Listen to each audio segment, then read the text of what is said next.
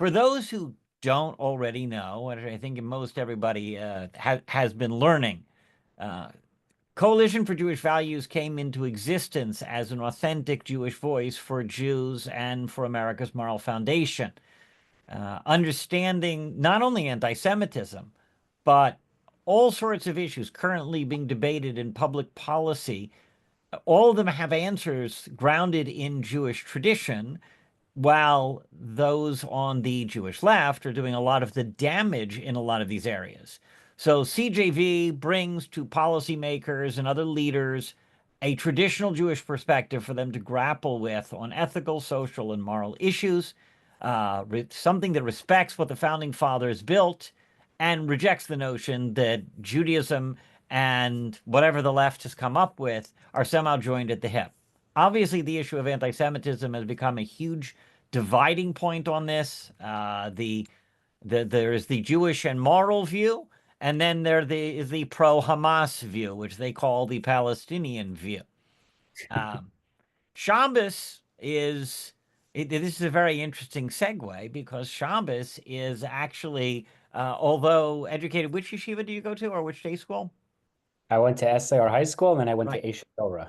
SAR and Aish Torah, but yet we're involved with progressive causes a lot. And then anti-Semitism happened. Then October 7th really, although you're going to talk about, when that really started to change for you and how that whole process worked. But for those who don't know, Shabbos Kestenbaum is a recent Harvard Divinity graduate and was in Harvard Divinity School when October 7th happened. And for those who don't know this, the day after, a coalition of 30 campus organizations came together to hold the Israeli regime responsible for the biggest pogrom and massacre of Jews since the Nazi Holocaust. So unbelievable times. For those who don't know, Claudine Gay Claudine, right? Lost her job as dean of the college after her disastrous response to congressional hearings on anti-Semitism, specifically Elise Stefanik asking her, does bigotry against Jews, I forget the precise expression that Stefanik used, but she said, does this violate university policies? And Gay said it depends on context. That was a famous moment. In fact, nobody thought the Education and Workforce Committee was a really cushy committee assignment in Congress until that particular session became the most watched congressional hearing in congressional history. That was all, that's all back to Harvard. That is all back to today's featured speaker. So without further ado, to speak about his experiences at Harvard, experiences in anti-Semitism, and his budding association with the Trump campaign. I do want to caution, by the way, CJV, Coalition for Jewish Values, a 501c3, we do not endorse political candidates. But the fact that Shabbos, again, having been involved with a lot of progressive causes, is involved with the Trump campaign is really part of his personal story. And it's important we hear that. We believe very strongly that everybody needs to get out and vote, but we're not going to tell you who to vote for. That's not our business here. And obviously, Shabbos is going to express his opinion, which does not necessarily express the opinion of the Coalition for Jewish Values, like you hear from every radio station when they're about to put a host on a talk show on the air. So, without any further ado, Shabbos Kestenbaum, ladies and gentlemen. Sure. Well, thank you for that, Rabbi Yaakov. And for those of you who don't know, Rabbi Yaakov is actually tied to my personal story because October 6th, I was a nerd writing mediocre research papers in Harvard's library. I still am a nerd, but I don't write research papers as often. And I started speaking out about what was happening. And lo and behold, political conventions and rallies and 501c3s invited me to speak. And the common denominator with all of those places is Rabbi Yaakov was invited there too. So we would always be the two lone kosher eaters in those spaces. So thank you very much for having me. So I guess I'll talk for about, I don't know, 25, 35 minutes, and I'll leave time for questions. as was mentioned, I am not a conservative. I'm not a Republican. I'm an Orthodox Jew, but politically, I've always tilted to the left, which is actually quite unusual for an Orthodox Jew. I remember at 9 years old, buying a Hebrew Barack Obama yard sign, which I convinced my dad to put in the front lawn. I remember at the age of 12, phone banking for then Newark Mayor Senator Cory Booker, who became Senator Cory Booker. I marched with Black Lives Matter. I marched against the overturning of Roe v. Wade. I am more than happy to compare my progressive credentials any day of the week. So my political evolution is very much tied to my personal experiences of anti-Semitism at Harvard. And I just want to, I'll be interesting, I promise, but I do want to go back 100 years just briefly. The president of Harvard University 100 years ago was a man by the name of Abbott Lowell. And President Lowell, like most American Ivy League presidents, was a Nazi sympathizer. He was an anti-Semite. And he noticed on Harvard's campus there was a Jewish problem, namely, there are too many damn Jews. And he decides to seriously consider and to implement a quota on how many Jews would be admitted into the university. And just as a fun fact, a very sad fun fact, is there were actually more Jews at Harvard University as a percentage under the quota system than there are today. At its peak, Harvard was roughly 25% Jewish. Today, it's roughly 4% Jewish. It's not because Jews got dumber over time. It's because there has been a deliberate and systemic campaign to crack down on the amount of Jews admitted into Harvard. And the reality is there was pervasive and systemic anti-Semitism at Harvard University well before October 7th. In fact, I wrote an article for Aish.com entitled Anti-Semitism at Harvard, and I wrote it in October of 2021. And the article did not go anywhere. No one really read it, but these pervasive and systemic issues were there. I'll give you just a quick example. The Harvard Palestine Solidarity Committee, which is the largest compilation of intellectually challenged individuals I've met in my life, they decide to invite Muhammad el-Kurd to come to campus. For those of you who don't know Muhammad el-Kurd, I mean, you're not missing out. This is someone who has openly professed that Jews eat the organs of Palestinians, that the Israeli occupying forces have internalized the ways of Nazi Germany. And for those of you who have the misfortune of being on Twitter, number one, follow me. And number two, this is someone who has openly lamented how sad it is that Palestinians can no longer hijack planes anymore. And actually, he posted a separate video about a month ago stating, and I quote, "All Zionists must perish."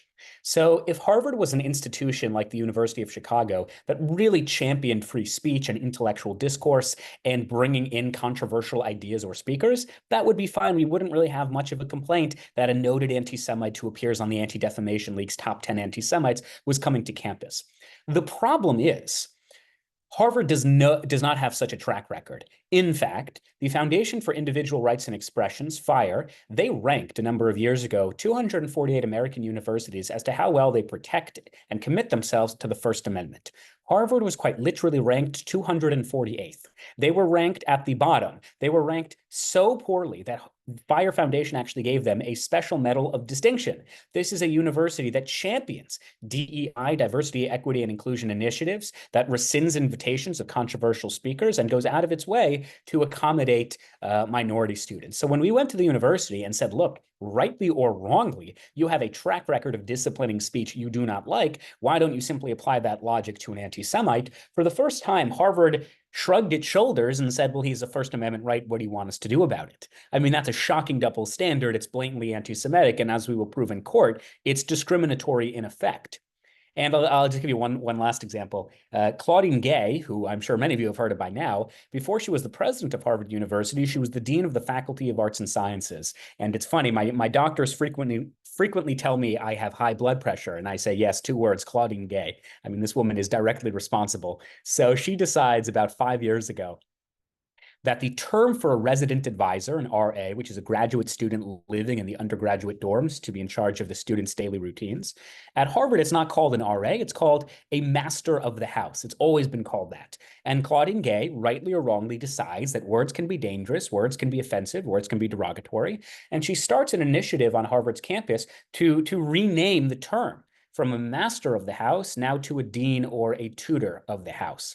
The problem with that is, if you recall our friend President Lowell, the plurality of Jewish students on Harvard's campus, the undergrads at least, live in Lowell House. They live in a building named after the guy who did not want Jews on the campus. So if you want to play the game that minority students need to feel a sense of equity and a sense of inclusion and belonging, then fine, play the game. The problem is Harvard has consistently and routinely deployed a double standard when it comes to how they treat minority groups and how they treat Jewish students. Before October 7th, by the way, this is all before October 7th, but before October 7th, as a naive ideological progressive, I deliberately took classes that challenged me to go beyond my intellectual comfortable limits, that challenged me to engage in texts with students and with professors who would openly disagree with my policies and my preconceived notions, which is great. That's what a university should be about. The problem is, I took a class called what was it called? Religion, Nationalism, and Settler Colonialism. That's what it was called. Sorry, I was blanking out. Religion, Nationalism, Settler Colonialism, the Case of Israel-Palestine. And in this course, we were taught as fact, that the experience of Jews under Nazi Germany is analogous to the experience of Palestinians under the Israeli occupying forces. We were taught as fact that Jews historically have been powerless, and now that they have power through the state of Israel, the only way they can exhibit and exert that power is, in fact, by brutalizing the Palestinians the same way they were brutalized. And I'm a little embarrassed to admit it, but my final paper, it became clear what I needed to do well academically, and I wrote an epilogue to my paper denouncing religious Zionism, and I got an A+. And that's pretty common. I'm not going to say who, but there's a Jewish student at Harvard who he or she switched their major because after months and months of being denigrated for their Zionist values at the Center for Middle Eastern Studies, the student told the professor, I just can't do this anymore. And this is all before October 7th. There's another course taught called Religion and Peace, the Case of Israel-Palestine, which, by the way, just tangentially, I was banned from China for a bit. I was almost arrested in Poland. If you spent 2 years at Harvard in a vacuum, you would literally not know that China was a country, because the only country that exists, of course, is Israel-Palestine. So this course was Religion and Peace, the Case of Israel-Palestine. And the professor gets up, and this is fully corroborated by my friend Nitzan in Haaretz. And the professor says, in media, in academia, in politics, the Israeli narrative is the dominant narrative. So therefore, to explore both sides as policy, we in this class will not read, will not study, will not learn any texts that were written by Israelis. I mean, that's shocking. What's even more shocking is this class was taught annually.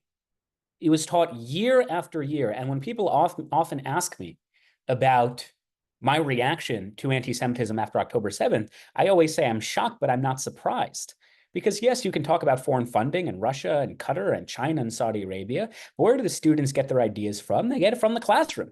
They get it from their professors. They get it from the individuals who say, I'm going to cancel class so you can call for an intifada, but don't worry, I'll give you full credit.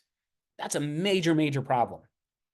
And I hope those listening can now appreciate what I tell the national media, what I've told the presidential campaigns, what I've told Democrats and Republicans alike. This is not merely an issue of anti-Semitism and Israel.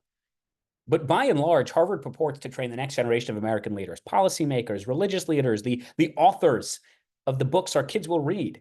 It's not an exaggeration to state, statistically speaking, it is very plausible. I sat in class with a future congressman, senator, or even president of the United States.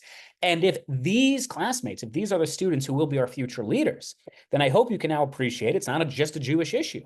This is an American issue, because you have students who are being fed a political narrative and political biases and act upon those biases who will be America's future leaders. They will be affecting those who believe that they have no part in the geopolitical conflict in the Middle East, who have no part in anti-Semitism. They will be affected by these classmates. So I'll jump ahead to October 7th just in the interest of time, and then I'll really get to my political evolution, and then I'll end and take any questions. The night of October 7th was the joyous Jewish holiday of Simchas Torah, and I'm an Orthodox Jew, meaning I don't use my phone or any electronics on the Sabbath or Jewish holidays. And rumors circulated. There was a bombing. It was a stabbing. The reality is, having a state of Israel means that there's terrorism. It's not good. We don't like it. But when I lived in Israel and the old city of Jerusalem for 2.5 years, there was a stabbing. A 12-year-old boy 2 doors down from where I lived was stabbed. It happens. The problem was the rumors persisted and the rumors were strengthened. And it became readily apparent that what was happening was something that I, as a young person, had never experienced before in my life, which is Israel as an existential issue. I'm not going to assume the age of the listeners, but suffice to say, I was not around during the 1948 War of Independence, or 1973, or 1967, or the First and Second Lebanon War, or the First Intifada. I was 5 years old during the Second Intifada. Israel is a place where your grandparents live. Israel is a place where you go for Passover break. Israel is a place where you study. Israel is a place where maybe some of your siblings will move there. But Israel as a country in which its legitimacy and its existence is called into question, that's just absurd. You don't call into question the legitimacy of Ireland or the United Kingdom or Spain, but it became readily apparent that for the first time in my life and in the lives of young American Jews, we were faced with a new type of Israel. And that is probably the Israel that many of you grew up with. Israel as an existential issue.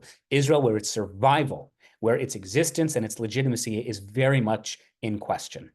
And I was on a panel, actually, you were there, Rabbi Yaakov, with Martin Luther King Jr.'s niece. And I was reminded of a great line her uncle said, which is, we won't remember the words of our enemies, but the silence of our friends. We at Harvard University would have simply been lucky to have the silence of our friends.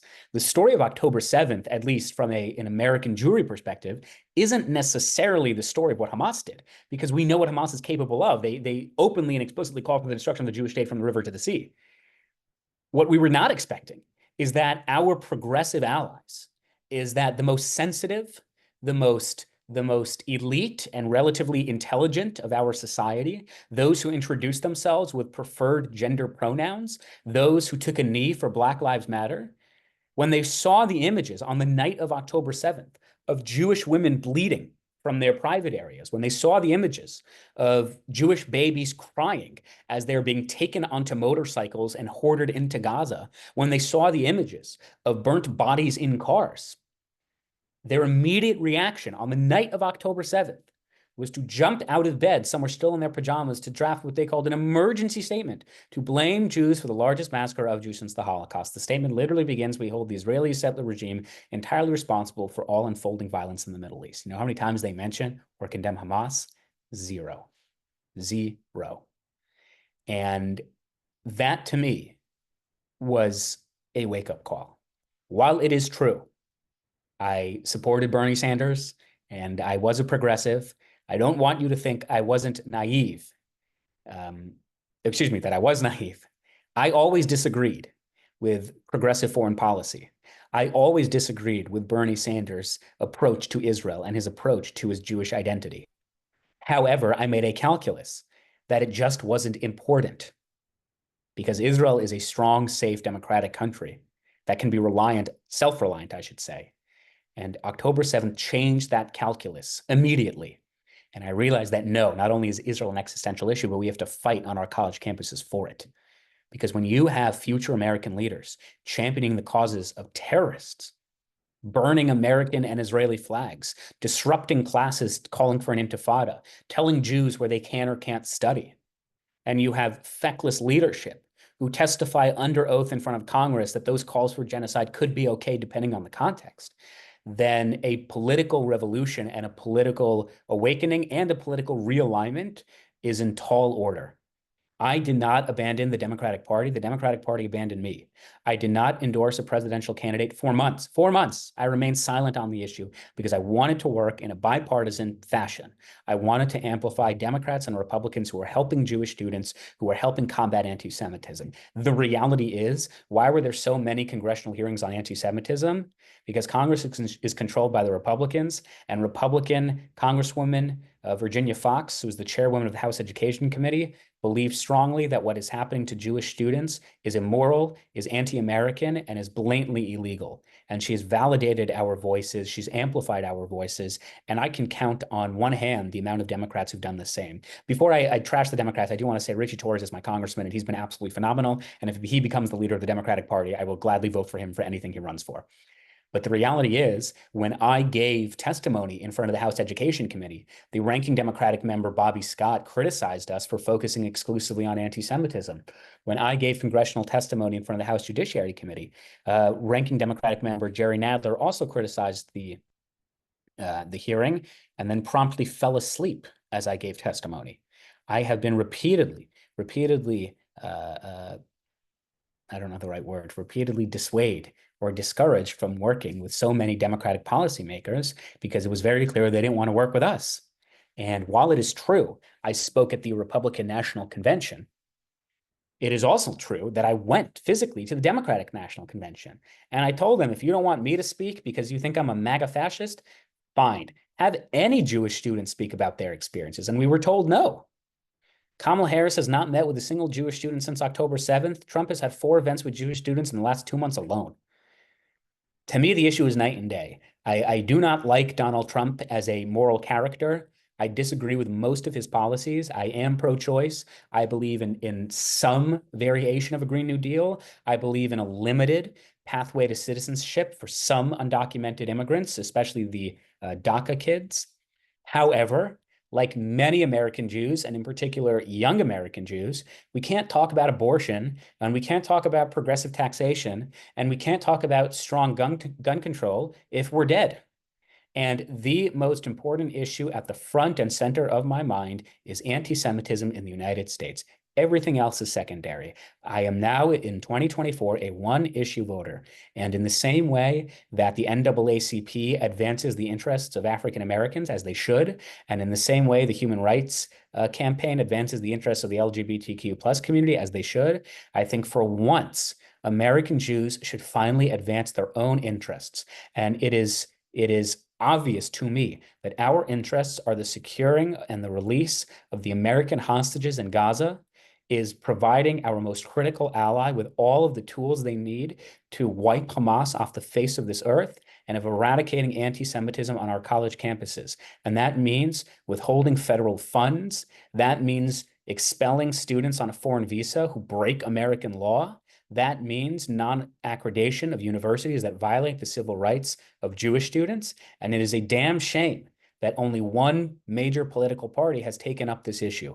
I cannot for the life of me understand why my own party, the Democratic Party, has so ignored this issue, have so gaslit into thinking that Kamala Harris would somehow be better for Jewish Americans. This is someone who hasn't met with Jewish American students. This is someone who lied to Jewish students. Her surrogates lied to me at the Democratic Convention when they said that she would never call for an arms embargo. And lo and behold, the leaked document from last week showed that the White House was telling the War Cabinet in Israel that if you do not supply humanitarian aid to Gaza, aid that is well documented to be stolen by Hamas, then we, the United States, will cut off arms supplies to your country. That is the definition of an arms embargo. And Kamala Harris, with her tiptoeing around the issue of anti-Semitism, with her acceptance, toleration, and celebration of anti-Semites in her campaign, there is simply no way for the first time in my life that I can support the Democratic nominee for president. And this did not come as easy. This was not something I necessarily wanted to do. I lost most of my friends. Many people don't speak to me anymore. My credibility has been publicly attacked. And I did it because I am only concerned about the community I grew up and love, and that is the Jewish American community.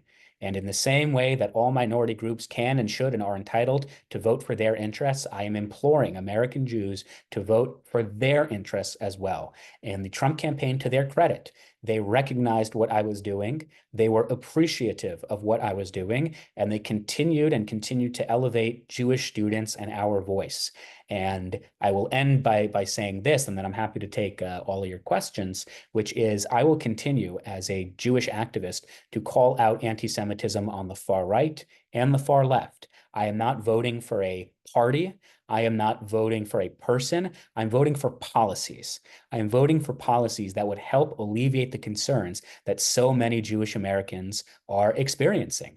And okay, I'll really leave it on this note, then I'll stop talking. At the Republican convention, the morning of my speech, it was a Wednesday morning. It was the night J.D. Vance was giving his speech. So the RNC sent a car to pick me up from my hotel, which is a pretty cool statement. And we drove to the convention arena, and we did what's called a walkthrough. A walkthrough is exactly what it sounds like. The stage manager, I think his name was Eric, he said, Mr. Kestenbaum, this is the podium you're going to use. That's the teleprompter, which off the record, the speech I gave at the RNC and what was on the teleprompter were two very different things. And he said, Mr. Kestenbaum, this is what your hair and makeup is going to look like. And we rehearsed my speech. It took, I don't know, maybe an hour and a half. And he kept saying, do you have any questions? Are you okay? Have any questions? And I mean, you can't see what I'm wearing, but I don't really care how I look. You can tell by the hair. I don't really care about the makeup and the hair accessories. I just don't. And I said, no, I'm fine. I'm ready to go. And as I open the door to the limo, I turn around and I say, you know, I actually have one question. Can you promise me that when I give my speech at the Republican convention later tonight, in front of tens of thousands of people, in front of the former president of the United States, in front of millions of Americans who will be watching at home, can you promise me that the camera that is televising my speech live will be able to see that I'm wearing a kippah? Will be able to see that I'm wearing a kippah. Because I have two friends at Harvard now. I have more than two friends, although not by much. I have two friends at Harvard now who, as a response and as a result of October 7th, have stopped wearing their kippahs.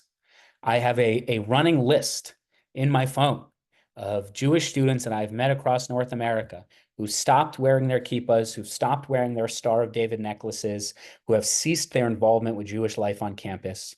And I thought, irrespective of the substance of my speech, regardless of the words coming out of my mouth, what was most imperative was that those two friends at Harvard and the hundreds who I've met across this country, they should see that in the 21st century, Jews can and should and must be wearing their Jewish pride as loudly, as publicly, and as confidently as ever before. And I think that's a good way of summarizing my activism and what I've been up to the last few months. Yes, it's true I'm supporting the Trump campaign, but it's not because of the person and it's not because of the party. It's because post-October 7th, I have seen dangerous, unchecked, unvarnished, naked Jew hatred at our most elite, at our most progressive, at our most intellectually advanced universities and institutions of higher learning. And we Jewish people, and certainly the Coalition of Jewish Values, they can tell you that the Holocaust, Kristallnacht, of which my great aunt, may she continue to be alive and well, she remembers well, it did not begin with book burnings. It did not begin with Auschwitz. It did not begin with gas chambers. It began with the acceptance, the normalization, and the celebration of anti-Semitism. And I can tell you, not as hyperbole, not as conjecture or speculation, that it is that normalization, it is that acceptance, it is that celebration of anti-Semitism from the 1930s that we are seeing play out before our eyes, whether it's the streets of LA, whether it's the subways of New York, or whether it's our college campuses.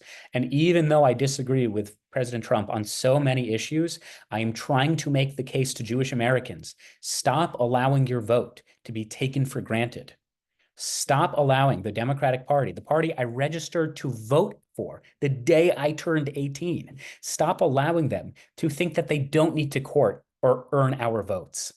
If you really want to send them a message, if you really want to create fundamental and profound changes for the betterment of Jewish Americans, for the betterment of American Jews on the campuses and for the state of Israel, then demand that you be taken seriously. And so my priorities will always be American Jewry. And I'm very fortunate in my life, very proud that not proud, very fortunate and lucky and privileged that I have been given a platform, and it is a platform I will continue to use for the advancement, not of a party and not of a person, but for policies that will help my community. And to me, this election on Tuesday, it is a no-brainer who that candidate is. And I encourage all of your listeners, if you know undecided Jewish voters, especially in Pennsylvania or Georgia or Arizona, maybe tell them my story. Maybe show them a couple of interviews I've given on social media. Maybe ask them why Kamala Harris hasn't met with Jewish students since October 7th, because this is a critical election. and we cannot afford to sit on the sidelines. So I want to thank Rabbi Yaakov and the CJV for amplifying my voice and the voices of so many Jewish students. And I encourage each and every one of you to vote this November, vote this Tuesday, and I'm more than happy to take any and all questions, although I do have a hard stop at 4 o'clock. So Thank you so much for that, Shabbos. For everybody's information, there are two ways to ask a question. If you want it to be anonymous, you can just put it in a chat message to me using the Zoom chat. If you do wish to ask it on camera, I would ask you to quickly send me a private message saying, here's what I want to ask about. You know, I want to ask about the lawsuit. I want to ask about, you know, whatever it might be. On the bottom of your screen, there should be a react button in the middle of the various tool buttons provided by Zoom, and beneath one of the options under react is raise your hand. Please, we've already gotten one raised hand. Rabbi Schoenfeld, our president, is demonstrating the raise hand so everybody could see. Once I get the raised hand, I will request to unmute you. The rule is that under 30 seconds is a question. More than 30 seconds is a speech. And our featured speaker today being Mr. Kestenbaum, we would ask you to keep your question to a question so that I don't have to rudely cut you off, and I really don't want to do that. So with that, before I do want to point out, just in the line of what you were saying, just this afternoon, we issued a public statement. In fact, Rabbi Schoenfeld was the one who made the statement that the United States should be backing Israel's decision to reject future work with UNRWA, banning UNRWA from operations in Israel proper, banning any collaboration between Israeli officials and UNRWA, because UNRWA has functioned as the United Nations' very own terrorist organization. As is, everybody should have a copy of our press release, and so I won't repeat what it says there here. Although Shabbos, if you don't have a copy, I'd be glad to send it to you later. It's also on the website. Thank you. Yeah. Anyway, but one of the points that we added at the last minute to Rabbi Schoenfeld's statement was the fact that the United States, to talk about how there's a need for humanitarian aid. You were pointing out that humanitarian aid being provided to UNRWA is being stolen by Hamas routinely. And supporting terrorism is never a humanitarian cause.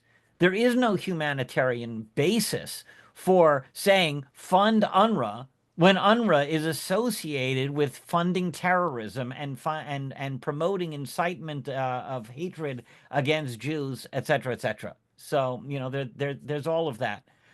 Before I go further, I want to get other people to the opportunity to ask questions. I'm going to start with Rabbi Schoenfeld himself. Ask to unmute. Rabbi Schoenfeld, you should have had an ask. Yeah, you should have an option to unmute and go forward. All right. With your question. There we are. Muted. Okay. Do you hear me? Yes, we all hear you. Good, Yep. We're good to go. Okay, Shabbos. I want to thank you very much, well, Rabbi Menken, for arranging this, and Mr. Kestenbaum for his enlightenment and everything he's done. Two questions. One is just very simply, who is your legal team, if any, that's supporting you in your efforts to bring all this to court? And number two, this hatred on campus and elsewhere, do you think that it is driven by raw antisemitism, or is it just misinformation that the left feeds off and feels cool about? Sure. So Kasowitz Benson Torres is representing us. They're an aggressive litigation firm based in New York. The late Senator Joe Lieberman, the former ambassador to Israel, David Friedman, were both partners at the firm. My lawyer, Mark Ressler, is known as the Hannibal Lecter of Wall Street, which I'm told is a good thing. So we're very proud and happy with our legal representation. They're simply incredible. In terms of your second question of where is this coming from, the answer is both. I don't think it's just one thing. So I'm a religious Jew. Obviously, you and Rabbi Yaakov are as well. So part of me is saying, well, it's Esav Sones Yaakov, which is this ontological biblical argument that there will always be those through irrational means who find a reason to hate Jews, whether it's because we're the communists, whether it's because we're the capitalists, whether it's because we're white, whether it's because we're not white. There will always be a reason to hate the Jews. And what I see on college campuses, the fact that you have otherwise intelligent, rational, relatively educated individuals like Claudine Gay, who's testifying under oath in front of Congress on live TV, that actually you can call for the genocide of Jewish people depending on the context. To me, that is a manifestation of the biblical promise of Esav Sona es Yaakov, that you will always be this hated nation. Another part of me, which is the more pragmatic approach, is yes, some of it is misinformation. I mean, we all know that infamous Wall Street Journal article that found that more than half of the students chanting for River to the Sea don't know which river and don't know which sea. But part of it is also deliberate and nefarious. So at commencement this past June, I was handed a newspaper, a fake newspaper written by the Harvard Palestinian activists called the Genocide Times, and it accused Jews of racism because we're simply afraid of Arabic and we're afraid of Muslims. So when we hear the word intifada, we just assume the worst. Never mind the fact that no, an intifada was actually the worst period of targeted violence against the Jewish people in the 21st century. So there is a nefarious and deliberate effort from the left and from, I mean, I wouldn't even call them liberal because they're illiberal, to deliberately propagate anti-Semitism. I mean, they really are just naked, unvarnished anti-Semites at Harvard, at Columbia, at the University of Pennsylvania. And yes, it is true that dialogue and education and living a proud, educated Jewish life are good things and things we should be doing. There will always be, just based on my anecdotal observations, like 10 to 20% of a given campus, of a given society, of a given social media platform that you just simply cannot convince. There is this irrational, illogical derangement when you bring up the Jews or the state of Israel that you're just not going to sway these people. And so my focus isn't really on the 10 to 20%. My focus is really on the 80 to 90% of the American people who actually see what's happening at Harvard, and they see encampments and they see the burning of American flags, and they actually don't like it. Harvard Harris polled young people as to what issues they were most concerned about this election. And of the top 15 issues, the Israel-Gaza war was like 13.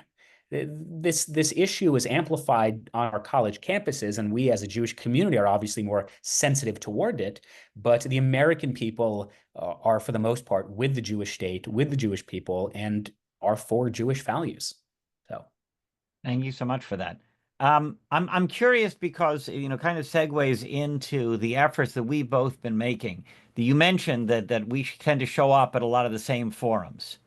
I forget which forum was it that you were on with Dr. King's niece? That was Moms for Liberty. Oh, that was the Moms for Liberty. Yes, I remember. I do remember her speaking there. Now that you mention, I don't know if you remember at Moms for Liberty. I said, "Are these your guys or the colored hair crowd, the Technicolor hair crowd?" Yeah. And the very next speaker was a black woman with Technicolor hair at Moms for Liberty. But it turned out now she did not do it. You know what I mean? Everybody here knows what I mean with the Technicolor hair crowd. But she has a son who's disabled and nonverbal. And she wanted her son to be able to point her out in any crowd. And that's why she has Technicolor hair. So that's really like she lives Moms for Liberty. And I thought it was a really beautiful thing. But to turn back to issues, Shabbos, did we just lose? No, I'm sorry, you're here. Shabbos, you had mentioned, in the course of, educating people on campus and fighting the fight, and the fact that we keep meeting in these forums. Obviously, you now have a great national platform. You've appeared on TV, Fox News many times. You spoke at the National Convention. You spoke at the Republican Jewish Convention. I would like, just for a little bit of self-promotion benefit, so that everybody here could hear, we come at this as traditional rabbis. We've known anti-Semitism for thousands of years. You go to the Netziv, Rabbi Naftali Berlin, at the end of the 19th century, describing anti-Semitism, and he says, you learn from Laban and Jacob, it boils down to stealing and supremacy. that all Jewish property is suspected of being acquired through fraud and deceit. And that's because the Jews feel themselves entitled to be not only intolerant, but to mistreat everybody else. Once you know those two things, you also know the only two things that Congresswoman AOC claimed to know about the Middle East when she was elected to Congress, because the Justice Democrats indoctrinated her in the core foundational beliefs of anti-Semitism. You talked about how anti-Semitism is often inherently irrational. Well, there it is. It all boils down to whatever Jewish property, it doesn't matter what the deeds show, it's all stolen. QED, the Jewish homeland is actually Palestine, which is a European colonialist name, but never mind that. Arabs who marauded into the area and invaded the area, they are the indigenous Palestinians, and the Jews are being genocidal towards them. You see, that's the stealing and the supremacy combined. And I want to give you the opportunity to talk about, the opportunity for what could rabbis be doing with more of a voice? What are we doing? What do you see us accomplishing? And what do you see us accomplishing with more of a voice? Sure. So I remember I believe it was 2020, Rabbi Barry Kornblum and Rabbi Ephraim Goldberg had a debate. I think it was sponsored by the Orthodox Union. And the debate was basically, should rabbis tell you who to vote for? And it was compelling both sides. And I probably don't think that rabbis should tell you explicitly who you should vote for, but I think rabbis should be a lot more vocal about the values that we should be voting for. So without naming a candidate, I think it is totally appropriate and probably morally relevant to the professional life of a rabbi or an educator or any type of communal leader to say, look, you make your own decisions about which candidate you will support, but I believe as a leader in your community that whichever candidate you support, you must do it because you think that they will protect our most precious resource, our students, our Jewish kids on college campuses. Whichever candidate you support, you should do it because you think they're going to have the backs of where half of all Jews live, which is the land of Israel. Do it because you think they are going to stand up to anti-Semitism. And you don't have to tell them who to vote for. I don't even think legally you're allowed to. But what you can do is be a lot more vocal about what Jewish values are. And a particular example that sticks out in my head is yesterday, Doug Emhoff. And again, I can say this because I'm not part of a group and I'm speaking for myself and no one else. But Doug Emhoff gave a speech yesterday in, I believe it was Pittsburgh, about how Donald Trump will be an existential threat to Jewish Americans. And he says the demands of justice that Judaism teaches us is that women have control over their own bodies. So leaving aside the fact that this is a man who discovered he was Jewish 3 years ago. This is a man whose own daughter identifies as a Roman Catholic and held fundraisers for UNRWA, which is a front for Hamas. This is someone who never bothered to go to Israel until his wife 4 years ago suggested he do it. Leaving all of that aside, if you want to play the game of what Jewish values and what the Jewish sense of justice teaches us, Maimonides is very clear that one of the greatest deeds a Jew can do is pidyon shvuim, is the releasing, the freeing of captives. So I posted this on my social media. Maybe I should have thought about it a bit more, but it was pretty direct. I basically said, maybe you should tell your wife, if you're so invested in Jewish values all of a sudden, that it's actually the freeing of captives, and in particular, the 7 American captives, the 7 American hostages who have been languishing under the Hamas terror tunnels in Gaza for more than a year now. So rabbis, community educators, lay leaders, they need to be a lot more vocal that, yeah, Jewish values are a real thing, but they're not esoteric. They're not intangible. They're practical things. They are the releasing of hostages. That is like a real, literal thing that we can and should and have an opportunity to do right now in this election. And you can leave I think, Shabbos, I think you're articulating our perspective very well, and I really appreciate that. But I was asking actually without the political concerns, without the. I think everything you just said. I share your opinion, but I wanted to talk about outside the political realm, just the fact that Jewish students are not hearing a traditional Jewish perspective. You obviously, you go to the Chabad house, you ask the Chabad rabbi privately, he will tell you the same stuff. But, you know, the fact that there hasn't been this, I think you were really coming to, you know, you are answering that question. What is the importance of rabbis being vocal as it affects people outside their congregations, the dialogue across America?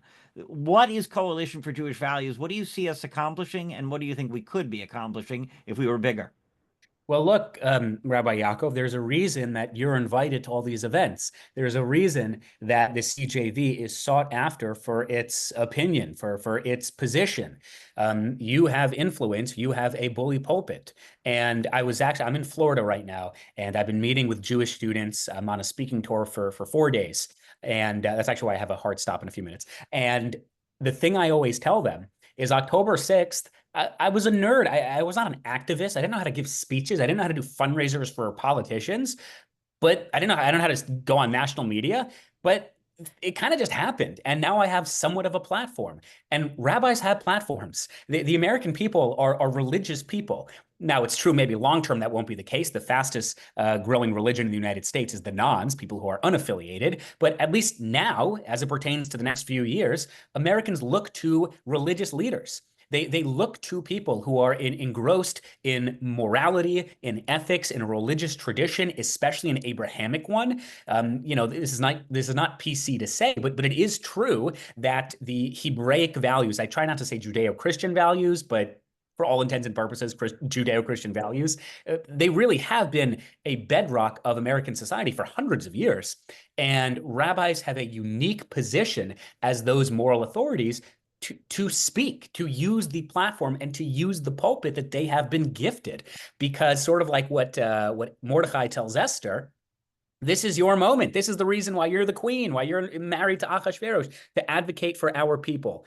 And I think rabbis are in a very unique position, given the shocking rise of anti-Semitism, arguably the worst this country has ever faced. They are in a unique position to spread the message, to sound the alarm to people outside of a Jewish constituency across the country, like the Moms for Liberty Gathering, like the Republican Convention and the Democratic Convention, and to be a voice of moral reasoning. Thank you so much for that. And I'm going to share with you my comment on Judeo-Christian ethics. My characterization of that is cultural appropriation. There you go. Okay, Because I like that. it's obviously it's Jewish values, it's our values, which Christianity, at least purportedly, aims to spread. And that is actually not an insult, because cultural appropriation is a good thing. You know, if you go back even 15 years ago, the same people telling you today the cultural appropriation is terrible were preaching the virtues of multiculturalism, of learning from the best of all cultures. If you don't learn from the best of all cultures, there is no hope for humanity. Where would the Jewish people be without Chinese food?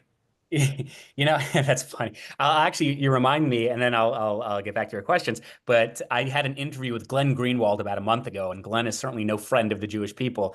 And he basically said, well, you know, Shabbos, I don't get it. You keep saying that there's so much anti-Semitism, and you know, there's a double standard, but Jews are so successful. So where's the anti-Semitism? And I say, Glenn, we are so successful despite or in spite of the anti-Semitism. And I think the American people and Western civilization would be better served if they actually looked at the Jewish people and say, wow, what a remarkable group that 80 years after the Holocaust are titans of industry, are leading in almost all relevant fields, whether it's art and entertainment, whether it's business and politics, whether it's media. I mean, it's sort of a little sick in the head, but my dad, he sells rare Jewish books for a living. He has an auction house called Kestenbaum and Company. And I remember, I'm going to get the details so wrong, so I apologize in advance, but I remember a couple of years ago, he shows me this fascinating book written under the Japanese emperor in the 30s. And it basically it mirrored Nazi anti-Semitism, that Jews control the banks and Jews run the world and Jews do this and that.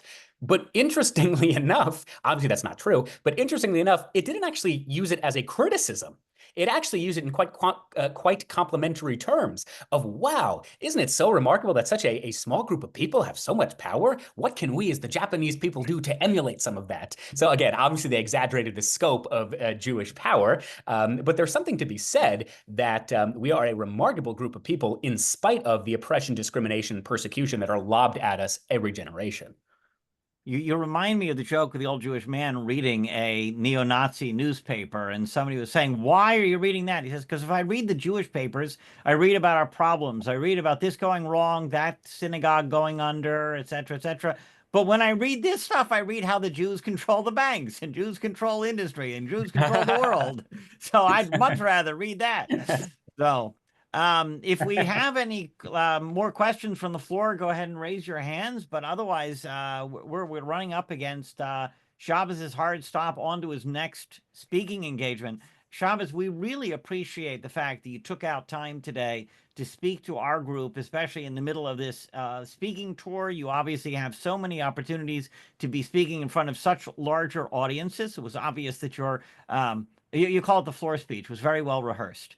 Thank you very much. I sat Shiva a couple months ago, and someone along the way said Shiva is like a political campaign because you give the same floor speech over and over again. And it's really, it is, it's obvious that, but you're giving a much more pointed, much more important speech. You obviously have a message that's very important to share. Our organization obviously disagrees with you, and all of your progressive all the progressive views were much more on Trump's page on a fuller way. But at the same time, it is so important. We recognize your importance precisely because you're progressive, precisely because you were their ally. And I'm not even talking about the political part of it. I'm talking about the fact that you are confronting them and saying, wait a minute, where are the progressive values when you're doing this? In fact, Richie Torres, chief of staff, said to me, Richie believes that being pro-Israel is the truly progressive position. And obviously, from any sane perspective, he's absolutely correct. And so he continues to adopt the moniker of progressive, whereas Fetterman says it has completely lost him, even though he retains all of these progressive positions that he had. But there's, he and Torres, there's nobody louder than them in confronting the anti-Semitism of the left, except perhaps people like you. So we really appreciate your speaking to us today, and we appreciate all that you're doing, and good luck in your mission. Thank you. I really appreciate it. I'm going to put my email in the group chat, so anyone should feel free to reach out to me, and be in touch. Happy to keep the conversation going. We're not getting Zoom bombed. Cliff, did you put up your hand on purpose? I'm going to ask him to unmute. Otherwise, we're going to say I don't know if he was hitting the goodbye button. Cliff, you want to ask a question? We got about 2 minutes. No, I was just that was a thumbs up. Thank you, Shabbos, very much for speaking to us today. Thank you. I very much appreciate it, and I very much appreciate what CJV is doing. And this is a good way to close. They're doing, and you, Rabbi Yaakov, are doing something that Harvard and Columbia and Penn and MIT never have and never will, and that's simply just listening to Jewish students. That's simply amplifying our voices. So I very much appreciate it. I used to be one once. I had the opportunity to talk to you about Princeton got an F from the ADL, which was unfortunate, not because Princeton didn't deserve the F, but because they gave like Rutgers a D and Berkeley a C. And in that environment where, Berkeley deserved a X minus and Rutgers deserved a T, I'm just saying, like, you run through the alphabet. How far down in the pits are these places? That would make Princeton's F more credible. But I just got, Princeton, I still get their alumni journal, and it came with a journeys for next year. And two of the journeys are to Cuba. You'll have the opportunity, not just the opportunity to travel, to come to the opportunity to participate in the double standard of the Cuban government against its people. In Cuban hotels, only tourists from outside Cuba get to eat meat. If there is meat left over, they throw it out because everybody has to be equal.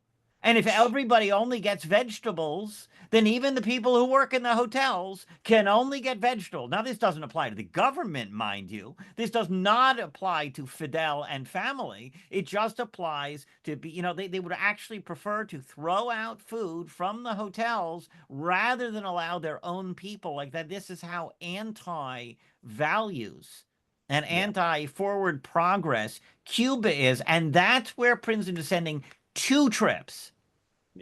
And 1 to Ireland, 0 to Israel. Yeah. Yeah, there shocked, you go. Shocked, but not surprised. So there you are. Yep. Thank you again. So. Thank you. And yes, take care, everyone. Have a great day, everybody. Thank you all for coming.